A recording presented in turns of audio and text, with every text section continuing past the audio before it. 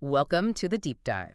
So, you're curious about maybe using Trello for classes, for assignments, that sort of thing. We've got some interesting stuff here looking at how this task management tool could actually be a bit of a game changer, for students and for teachers. Exactly. It's interesting stuff. We're diving into how something from the project management world gets adapted for learning and teaching. Okay.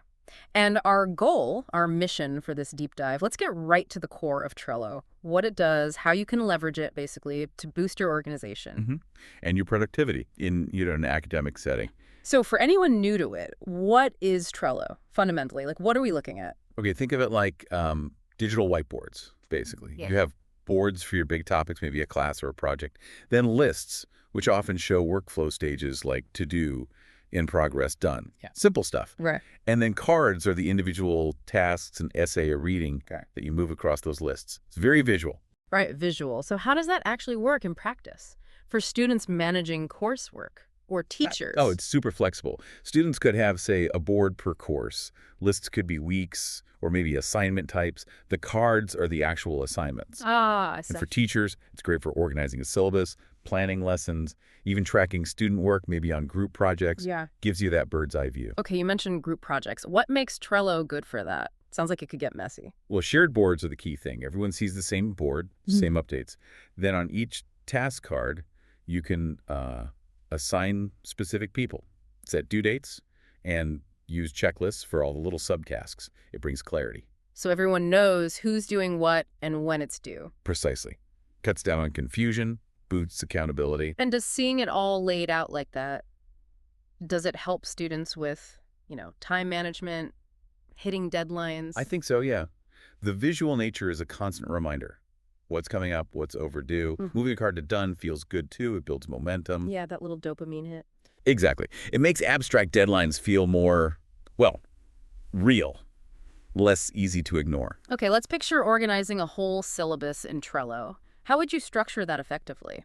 A common way is using lists for each week or maybe each major topic or unit. Then each reading, assignment, lecture note becomes a card within that list. And you could attach files, right, like the readings themselves. Oh, yeah, definitely. Attach readings, links, assignment prompts directly to the cards. It becomes a central resource hub for the course. So it's more than just a to-do list. It helps you actually do the work more efficiently. How do features like due dates and labels help with that productivity part? Due dates are obvious. They create the timeline.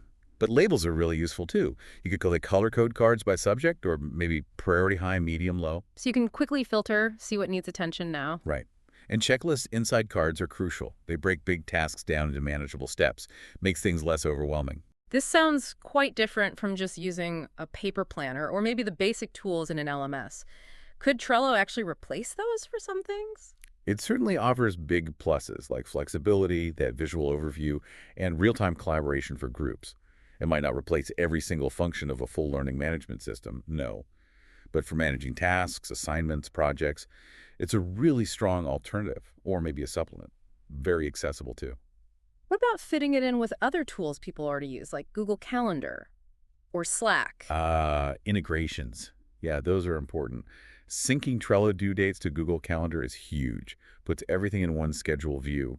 And the Slack integration lets you discuss specific Trello cards right within Slack channels.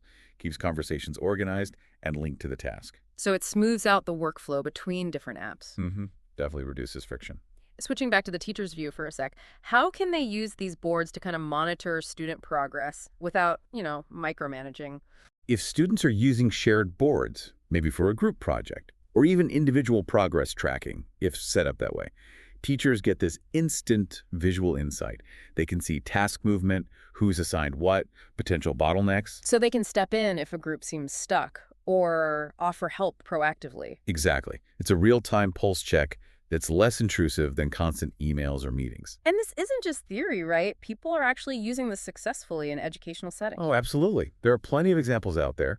Educators often report students become more organized, collaboration improves, and generally, things like productivity and meeting deadlines seem to get better. Okay, so wrapping things up, the big takeaways for using Trello seem to be better organization, definitely. Yep. Improved time management, seeing those deadlines visually, Smoother collaboration, especially for groups. and just overall increased productivity, getting more done. Right. So for you listening, here's something to think about. How could a visual system like Trello potentially streamline your learning or your teaching workflow? Yeah. And what other digital tools are you already using? Could Trello integrate and make things even smoother?